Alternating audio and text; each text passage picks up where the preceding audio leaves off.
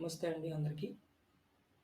ఈరోజు మనం ఈ వీడియోలో పిఎంఎంఏవైకి సంబంధించి పిఎంఎంఏవై 2.0 పోర్టల్‌లో పిఎంఎంఏవైకి సంబంధించిన 1.0 పోర్టల్‌లో ఎంట్రీ చేసినటువంటి ఓల్డ్ అప్లికేషన్స్ అంటే పిఎంఎంఏవై సిఏఎస్ అప్లికేషన్స్ ఏవైతే ఓల్డ్ పోర్టల్‌లో ఉన్నాయో వాటిని అప్డేట్ చేయడం ఎలాగని నేర్చుకుందాం. ఫస్ట్ మనం మెడికల్ ఆఫీసర్స్‌ని యొక్క లాగిన్ ఓపెన్ చేయగానే ఇలా డాష్‌బోర్డ్ కనిపిస్తుంది. డాష్‌బోర్డ్‌లో లెఫ్ట్ సైడ్ కార్నర్‌కి వచ్చేసరికి మనకి home data master data management, data entry, payment generation, PMMI, CAS case and చర్చివల్ మిస్ట్రీ ఇలా రిపోర్ట్స్ కనిపిస్తాయి. మనం ఫస్ట్ చూసుకునేసరికి ఇక్కడ మనం పిఎంఎంఈవై సిఏఎస్ అన్న పోర్టల్ మీద క్లిక్ చేయడం జరుగుతుంది.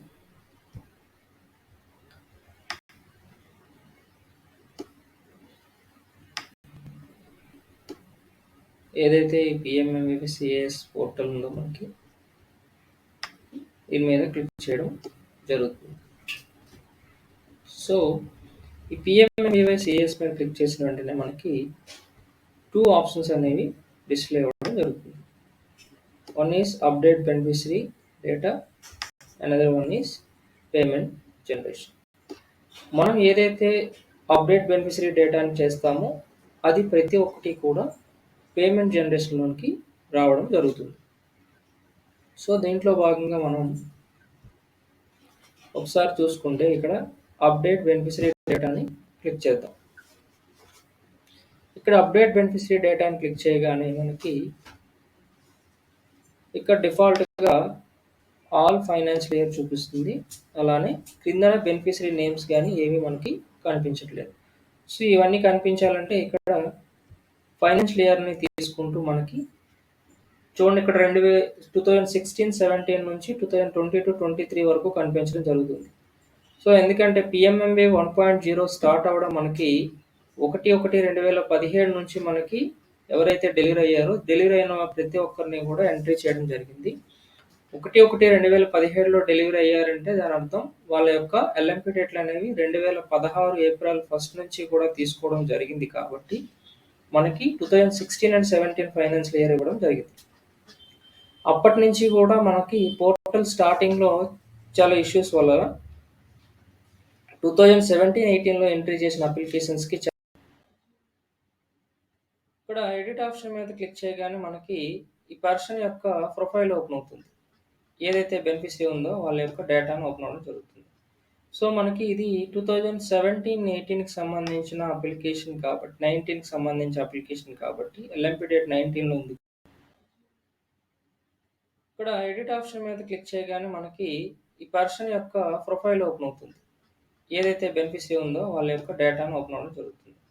సో మనకి ఇది 2017-18కి సంబంధించిన అప్లికేషన్ కాబట్టి 19కి సంబంధించిన అప్లికేషన్ కాబట్టి ఎల్ఎంపి డేట్ 19లో ఉంది కాబట్టి అప్పటికి సంబంధించిన డేటాను బేస్ చేసుకుంటూ ఆ యొక్క ఇక్కడ బెనిఫిషరీని తీసుకుంటే ఇక్కడ బెనిఫిషరీని ఒకసారి చూద్దాం. డెలివరీ అయ్యారు వాళ్ళు. ఇక్కడ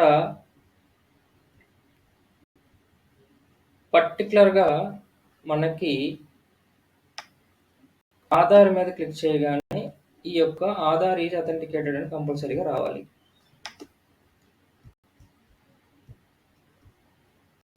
అంటే దీని అర్థం ఆల్రెడీ వాళ్ళు ఇక్కడ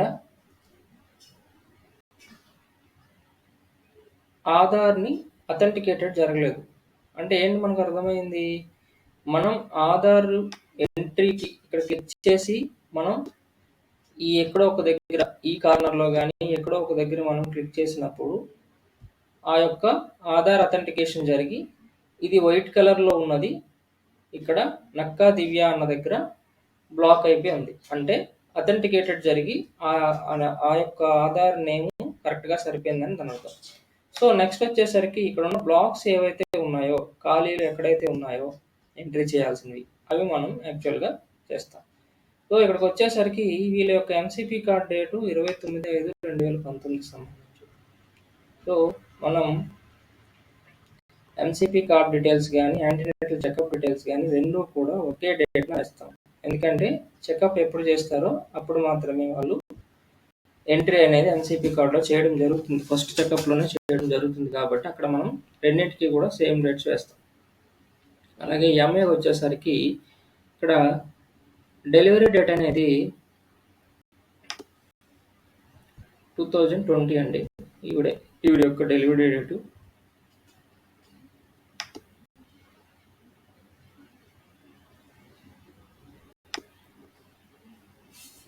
జనవరి 13 పుట్టడం జరిగింది.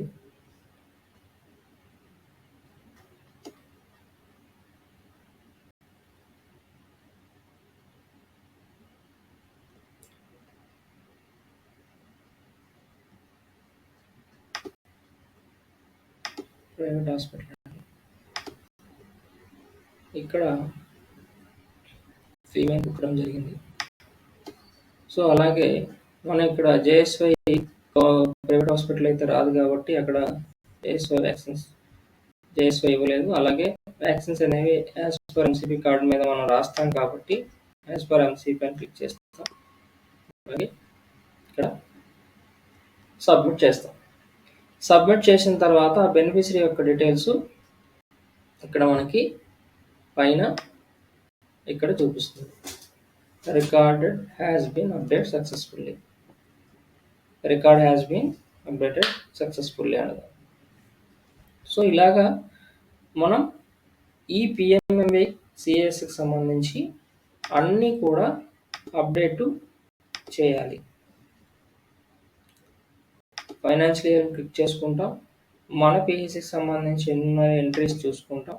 ఒకవేళ ఎంట్రీస్ క్లిక్ చేయగానే మీకు కనబడితే లాస్ట్లో ఇక్కడ ఎన్ని ఉన్నాయన్నది ఇక్కడ షో చూపిస్తుంది. మీకు టోటల్గా చూసుకోవచ్చు అన్నమాట.